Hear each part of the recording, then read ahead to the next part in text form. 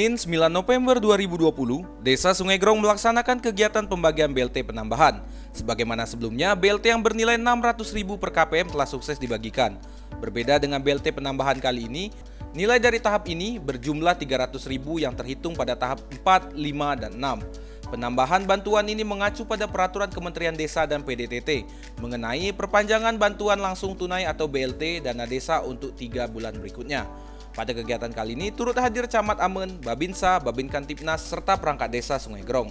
BLT yang dibagikan di desa Sungai Grong kali ini yaitu BLT tahap 5 dan 6 untuk tahun anggaran 2020, di mana sesuai dengan kesepakatan dari pihak desa dan kecamatan dengan nominal 600.000 ke setiap penerima.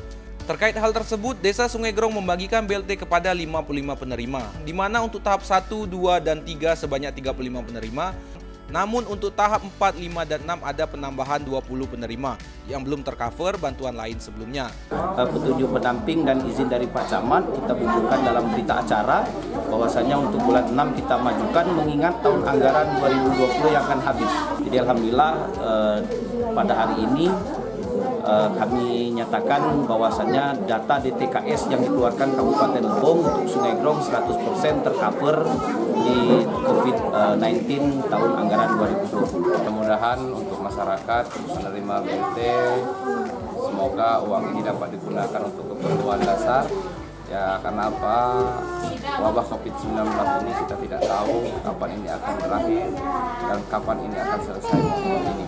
Jadi kami berharap selaku pemerintahan kecamatan dan desa mudah-mudahan uang tersebut dapat digunakan untuk kebutuhan-kebutuhan. Dari Sungai Grong, Mita Kintan, Lebong TV melaporkan.